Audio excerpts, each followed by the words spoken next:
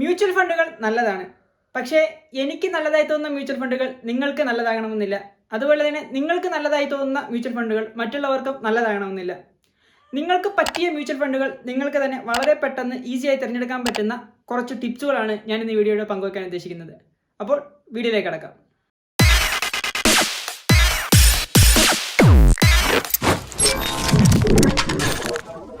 ആദ്യമേ തന്നെ ഒരുപാട് പേർക്കുള്ള സംശയമാണ് എന്താണ് മ്യൂച്വൽ ഫണ്ടുകളും ഷെയറുകളും തമ്മിലുള്ള വ്യത്യാസമെന്ന്. ഇത് ഞാൻ സിമ്പിളായിട്ടുള്ള എക്സാമ്പിളൂടെ പറയാൻ ശ്രമിക്കാം. ഓക്കെ, നിങ്ങൾക്ക് കൊച്ചിയിൽ നിന്നും ബാംഗ്ലൂർ വരെ നിങ്ങളുടെ സ്വന്തം കാറിൽ പോകണം എന്ന് വിചാരിക്കുക. ഇവിടെ നിങ്ങൾക്ക് പ്രധാനമായും 2 ഓപ്ഷനുകളാണുള്ളത്. ഒന്ന്, നിങ്ങൾ ഡ്രൈവിംഗ് എൻജോയ് ചെയ്യുന്ന ആളാണെങ്കിൽ, അല്ലെങ്കിൽ നിങ്ങൾക്ക് ഡ്രൈവിങ്ങിൽ സ്പെൻഡ് ചെയ്യാൻ ഒരുപാട് സമയമുണ്ടെങ്കിൽ നിങ്ങൾക്ക് സ്വന്തമായി കാർ ഓടിച്ചു പോകാം. അതാണ് ഒരു ഓപ്ഷൻ. അടുത്തത്, നിങ്ങൾക്ക് ഡ്രൈവിങ്ങിൽ ഒട്ടും താല്പര്യമില്ല, അല്ലെങ്കിൽ നിങ്ങൾക്ക് ഡ്രൈവിംഗ് സ്പെൻഡ് ചെയ്യാൻ സമയമില്ല, ആ സമയത്ത് നിങ്ങൾക്ക് ഉറങ്ങുകയോ അല്ലെങ്കിൽ നിങ്ങൾക്ക് വേറെ സിനിമ കാണുകയോ വേണമെങ്കിൽ നിങ്ങൾക്ക് വളരെ എഫിഷ്യൻ്റായ ഒരു ഡ്രൈവറെ റെൻറ്റിനെടുത്ത് നിങ്ങൾക്ക് നിങ്ങളുടെ കാറിൽ പോകാവുന്നതാണ്. ഈ 2 വ്യത്യാസങ്ങൾ തന്നെയാണ് ഷെയർ മാർക്കറ്റും മ്യൂച്വൽ ഫണ്ടും തമ്മിലുള്ള വ്യത്യാസം. ഇതിൽ ആദ്യത്തേത് ഷെയർ മാർക്കറ്റായി കണക്കാക്കാം, രണ്ടാമത്തേത് മ്യൂച്വൽ ഫണ്ടായിട്ടും. അതായത് ഷെയർ മാർക്കറ്റ് വാച്ച് ചെയ്യാനും ഷെയർ മാർക്കറ്റിൽ ഇൻവെസ്റ്റ് ചെയ്യാനും നമുക്ക് സമയമുണ്ടെങ്കിൽ, താല്പര്യമുണ്ടെങ്കിൽ നമുക്ക് ഡയറക്റ്റായിട്ട് ഷെയർ മാർക്കറ്റിലേക്ക് പോകാം. അവിടെ നിങ്ങൾ കൊടുക്കേണ്ടി വരുന്ന ബ്രോക്കറേജ് വളരെ കുറവായിരിക്കും.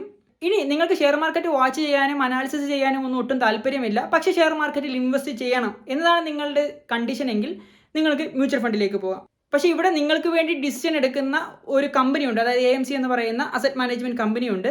അവർക്ക് നിങ്ങൾ കുറച്ച് എമൗണ്ട് ഫീസായി കൊടുക്കേണ്ടി വരും. ഇതാണ് മ്യൂച്വൽ ഫണ്ടുകളും ഷെയർ മാർക്കറ്റും തമ്മിലുള്ള ഏറ്റവും പ്രധാനപ്പെട്ട വ്യത്യാസം.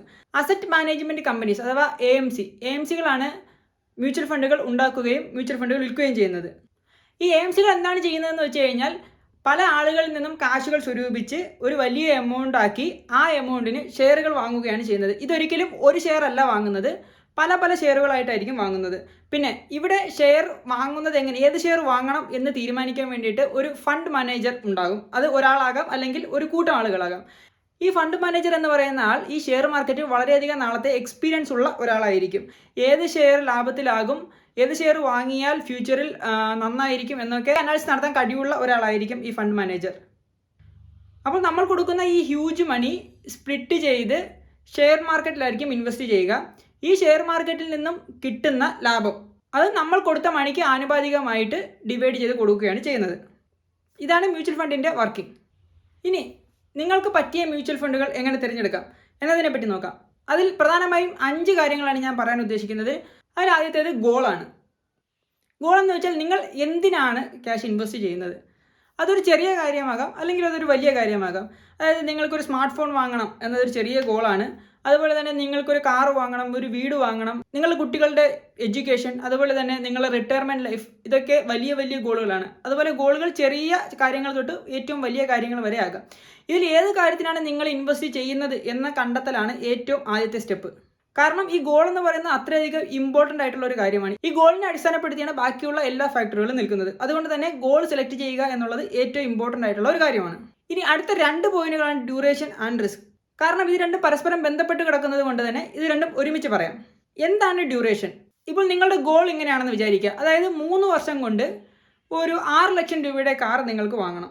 അപ്പോൾ ഇവിടെ 3 വർഷം എന്ന് പറയുന്നതാണ് ഡ്യൂറേഷൻ. ഈ 6 ലക്ഷം അല്ലെങ്കിൽ ഈ കാർ എന്ന് പറയുന്നതാണ് നിങ്ങളുടെ ഗോൾ അഥവാ എയിം. ഇനി എന്താണ് റിസ്ക്? നിങ്ങൾ 100 രൂപ മ്യൂച്വൽ ഫണ്ടിലേക്ക് ഇടുമ്പോൾ അത് 105 രൂപയാകാനുള്ള സാധ്യതയുമുണ്ട്. അതുപോലെ തന്നെ 95 രൂപയാകാനുള്ള സാധ്യതയുമുണ്ട്. ഈ 95 രൂപയാകുമ്പോൾ നിങ്ങളുടെ 5 രൂപ നിങ്ങൾക്ക് നഷ്ടം സംഭവിക്കാൻ ഇവിടെ ഉണ്ടാകുന്നത്.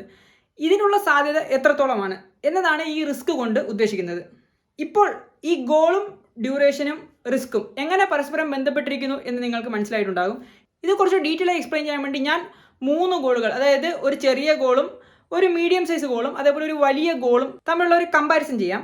എന്നിട്ട് ചെറിയ ഗോളുകൾക്കും മീഡിയം സൈസ് ഗോളുകൾക്കും അല്ലെങ്കിൽ വലിയ ഗോളുകൾക്കും ഒക്കെ നിങ്ങൾക്ക് ഏറ്റവും പറ്റിയ ഫണ്ട്സിനെ, മ്യൂച്വൽ ഫണ്ട്സിനെ കുറിച്ചും ഞാൻ പറയാം. അതിൽ ആദ്യത്തേത്, നമ്മൾ 3 വർഷം കൊണ്ട് ഒരു 6 ലക്ഷം രൂപയുടെ കാർ വാങ്ങുന്നു എന്നതാണ് ഗോൾ എന്ന് വിചാരിക്കുക. ഇവിടെ ഈ ഗോളിലേക്കായി നിങ്ങൾക്ക് ഓരോ മാസവും ഒരു 15,000 രൂപ വീതം മാറ്റി വെക്കാനുണ്ടെന്ന് കരുതുക. അങ്ങനെയെങ്കിൽ 3 വർഷം കൊണ്ട് നിങ്ങളുടെ ഈ ഗോൾ അച്ചീവ് ചെയ്യണമെങ്കിൽ നിങ്ങൾക്ക് ഏകദേശം ഒരു 7% ഇൻട്രസ്റ്റ് റേറ്റ് കിട്ടേണ്ടതാണ്. എന്നാൽ മാത്രമേ നിങ്ങൾക്ക് ആ ഗോൾ അച്ചീവ് ചെയ്യാൻ സാധിക്കുകയുള്ളൂ. ഇവിടെ നോക്കിയാൽ നിങ്ങൾക്ക് കാണാൻ സാധിക്കും, 3 വർഷത്തേക്ക് 15,000 രൂപ വെച്ചിട്ട് 7% ഇൻട്രസ്റ്റ് റേറ്റിൽ കിട്ടുകയാണെങ്കിൽ നിങ്ങൾക്ക് ഏകദേശം 6 ലക്ഷം എന്ന് പറയുന്ന നിങ്ങളുടെ ഗോൾ കവർ ചെയ്യാൻ സാധിക്കും. ഇനി ഈ 7% ഇൻട്രസ്റ്റ് കിട്ടാൻ വേണ്ടി നിങ്ങൾക്ക് ഇൻവെസ്റ്റ് ചെയ്യാൻ പറ്റുന്ന മ്യൂച്വൽ ഫണ്ടുകൾ ഏതൊക്കെയാണെന്ന് നോക്കാം. അത് പ്രധാനമായും ഡെപ്റ്റ് ഫണ്ടുകളാണ്. അതായത് ഷോർട്ട് ഡ്യൂറേഷന് നിങ്ങൾക്ക് ഇൻവെസ്റ്റ് ചെയ്യാൻ പറ്റുന്ന ഫണ്ടുകളാണ് ഡെപ്റ്റ് ഫണ്ടുകൾ എന്നറിയപ്പെടുന്നത്. ഡെപ്റ്റ് ഫണ്ടുകൾ എന്ന് പറഞ്ഞാൽ പ്രധാനമായും വാങ്ങുന്നത് ബോണ്ടുകളും ഗവൺമെൻറ് സെക്യൂരിറ്റീസുകളും ഒക്കെയാണ്. അതുകൊണ്ട് തന്നെ റിസ്ക് വളരെ കുറവാണ് ഇത്തരത്തിലുള്ള ഫണ്ടുകൾക്ക്. അതുകൊണ്ട് തന്നെ റിട്ടേൺസും കുറവായിരിക്കും. മറ്റുള്ള ഇക്വിറ്റി ഫണ്ടുകളെയൊക്കെ വെച്ച് നോക്കുമ്പോൾ റിട്ടേൺസും കുറവായിരിക്കും. ഇപ്പോൾ തന്നെ നിങ്ങൾക്ക് മനസ്സിലായിട്ടുണ്ടാകും റിസ്ക്കും റിട്ടേൺസും തമ്മിലുള്ള ഒരു ബന്ധം. റിസ്ക് കൂടുന്നതിനനുസരിച്ച് റിട്ടേൺസ് കൂടി കിട്ടും, റിസ്ക് കുറയുന്നതിനനുസരിച്ച് റിട്ടേൺസ് കുറയുകയും ചെയ്യും.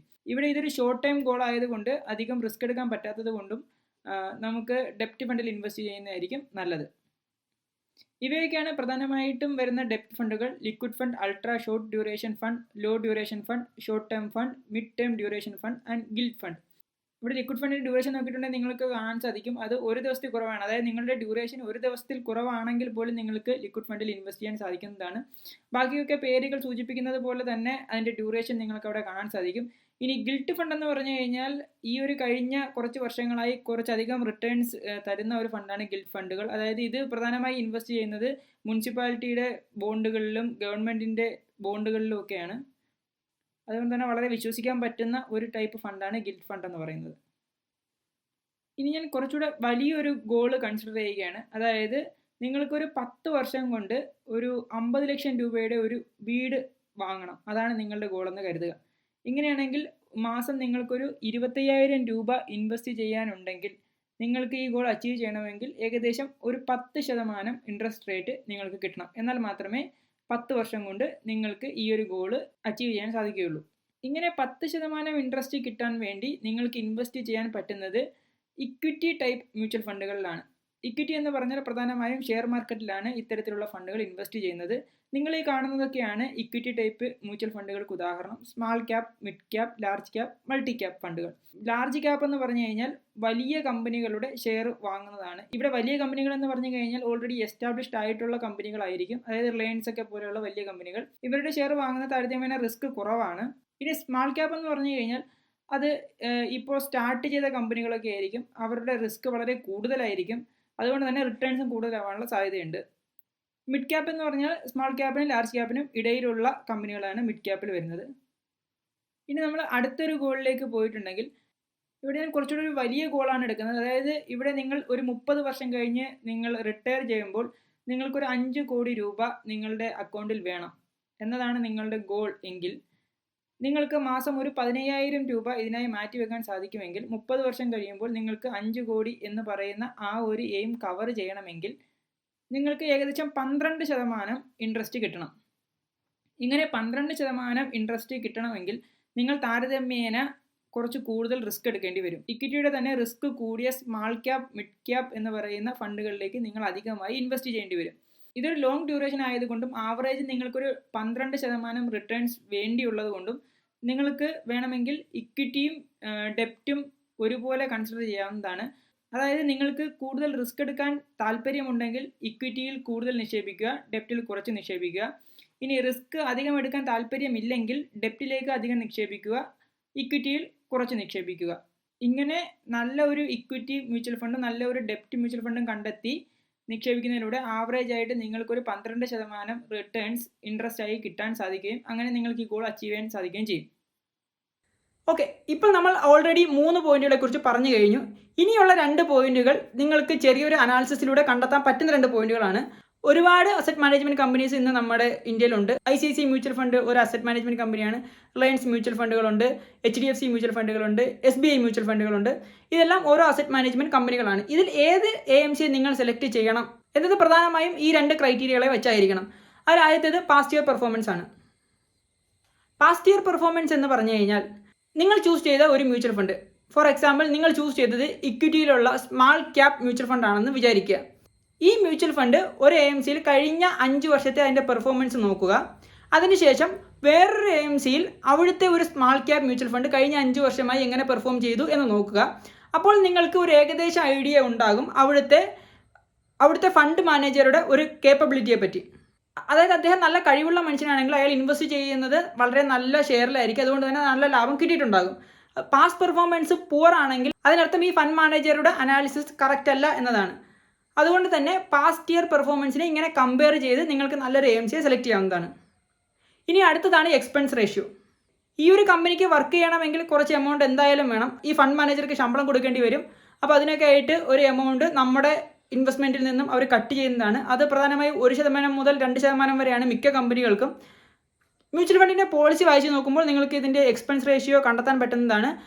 എക്സ്പെൻസ് റേഷ്യോ അധികം കൂടുതലല്ലാത്ത എന്നാൽ നല്ല പെർഫോമൻസ് ഉള്ള നല്ലൊരു AMCയെ നിങ്ങൾക്ക് ഇങ്ങനെ ഇത് വെച്ച് കമ്പയർ ചെയ്ത് കണ്ടെത്താൻ പറ്റുന്നതാണ്. ഇങ്ങനെ ഈ 5 പോയിന്റുകളുടെ അനാലിസിസിലൂടെ നിങ്ങൾക്കൊരു നല്ല AMCയെയും അതുവഴി നല്ല മ്യൂച്വൽ ഫണ്ടുകളെയും സെലക്ട് ചെയ്യാൻ പറ്റും. അത് ഒരു മ്യൂച്വൽ ഫണ്ടാകാം, അല്ലെങ്കിൽ ഒന്നിൽ കൂടുതൽ മ്യൂച്വൽ ഫണ്ടുകളാകാം. സെലക്ട് ചെയ്ത് ഇൻവെസ്റ്റ് ചെയ്യാൻ നിങ്ങൾക്ക് പറ്റുന്നതാണ് നിങ്ങളുടെ ഗോളിന് വേണ്ടി. ഇനി പോകുന്നതിന് മുന്നേ ഒരു ചെറിയ ആൻഡ്രോയിഡ് ആപ്ലിക്കേഷൻ കൂടി ഞാൻ പരിചയപ്പെടുത്താൻ ഉദ്ദേശിക്കുകയാണ്. മറ്റുള്ളവർ വാട്സാപ്പ് സ്റ്റാറ്റസ് കണ്ടിട്ട് അത് എനിക്കൂടെ ഷെയർ ചെയ്ത് തരാൻ പറഞ്ഞിട്ടുള്ളവരായിരിക്കും നമ്മളിൽ മിക്കവരും. എന്നാൽ മറ്റുള്ളവരുടെ വാട്സാപ്പ് സ്റ്റാറ്റസുകൾ നമുക്ക് നമ്മുടെ ഫോണിൽ സ്റ്റോർ ചെയ്യാനും ഷെയർ ചെയ്യാനും നമ്മളെ ഹെൽപ്പ് ചെയ്യുന്ന ഒരു ആപ്ലിക്കേഷനാണ് ഗ്രാഫ്സ്റ്റാറ്റ് എന്ന് പറയുന്ന ഈ ഒരു ആപ്ലിക്കേഷൻ. ഇതൊരു മലയാളം ഡെവലപ്പ് ചെയ്ത ഒരു ആപ്ലിക്കേഷനാണ്. ഡൗൺലോഡ് ചെയ്ത് ട്രൈ ചെയ്ത് നോക്കുക. ഇഷ്ടപ്പെട്ടെങ്കിൽ ഫ്രണ്ട്സിനോട് പറയുക. അപ്പോൾ പതിവ് പോലെ തന്നെ നിങ്ങൾക്ക് ഈ വീഡിയോ ഇഷ്ടപ്പെട്ടെന്ന് ഞാൻ കരുതുന്നു. ഇഷ്ടപ്പെട്ടെങ്കിൽ ലൈക്ക് ചെയ്യുക, സബ്സ്ക്രൈബ് ചെയ്യുക, ഷെയർ ചെയ്യുക. നിങ്ങളുടെ അഭിപ്രായങ്ങൾ കമൻറ്റായി രേഖപ്പെടുത്തുക. വീണ്ടും നിങ്ങൾക്ക് ഇഷ്ടപ്പെട്ട നല്ലൊരു ടെക്നോളജിയുമായിട്ട് കാണാം. അതുവരെ ഗുഡ് ബൈ.